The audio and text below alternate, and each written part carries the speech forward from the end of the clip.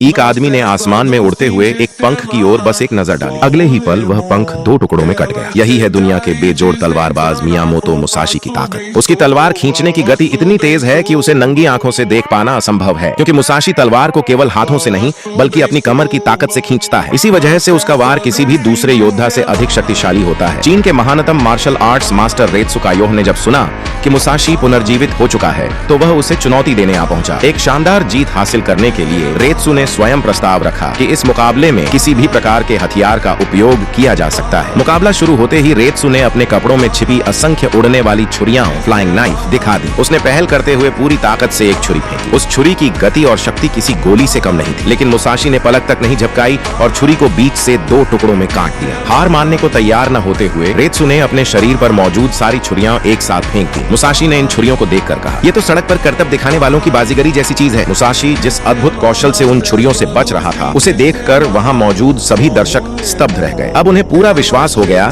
कि उनके सामने खड़ा व्यक्ति सचमुच युद्धकालीन युग का असली मियामोतो मुसाशी है। इस बीच रेत्सु की सारी छुरियां खत्म हो चुकी थी। मौका देखकर उसने एक झटके में अपने कपड़े उतार दिए। उसकी गति इतनी तेज थी कि मानो कपड़ों को भी समझ न आया हो कि क्या हुआ। फिर उसने अपनी ऊपरी पोशाक को हाथ में पकड़ा। उसके हाथों में वह कपड़ा भी एक घातक हथियार बन गया। उसने कपड़े को दाएं बाएं तेजी से घुमाया और फिर पूरी ताकत से जमीन पर दे मारा। एक भयंकर ध्वनि विस्फोट सोनिक बूम हुआ। जमीन पर पड़े पत्थरों के टुकड़े और यहाँ तक कि दांत भी हवा में उड़ गए। वे शक्तिशाली शॉक वेव की तरह मुसाशी के चेहरे की ओर जा लगे, लेकिन जब दांत उसकी आंखों तक में धंस गए तब भी मुसाशी ने पलक तक नहीं झपकाई और सब कुछ झेल लिया, क्योंकि उसके लिए यह हमला इतना मामूली था कि इससे बचने की आवश्यकता ही नहीं थी। उसने सिर झटका और चेहरे पर लगे सारे छोटे मोटे कणों को दूर फेंक दिया। फिर उसने रेत्सु से व्यंग्य करते हुए पूछा, क्या तुम किसी सड़क चाप बाजीगर दल से हो? कभी छुरियां फेंकते हो, कभी पत्थर उछालते हो। क्या तुम मुझसे नजदीक आकर लड़ने से डरते हो? जब तुम्हारे पास फेंकने के लिए कुछ भी नहीं बचेगा तब क्या मुझ पर थूकने लगोगे? मुसाशी के शब्द तानों और उपहास से भरे हुए थे। यह सुनकर क्रोधित रेत्सु ने अपना कपड़ा भी मुसाशी की ओर फेंक दिया। मुसाशी मुस्कुराया और बोला, तुमने तो अपने कपड़े भी फेंक दिए, लगता है अब तुम्हारे पास कोई उपाय नहीं बचा। इतना कहकर उसने अपनी तलवार के एक वार से कपड़े को दो टुकड़ों में काट दिया। लेकिन उसे क्या पता था कि वह कपड़ा सिर्फ एक छलावा था। उसके पीछे एक और हथियार छिपा हुआ था। इस बार मुसाशी से चूक हो गई। उसके माथे में एक छोटा सा छेद हो गया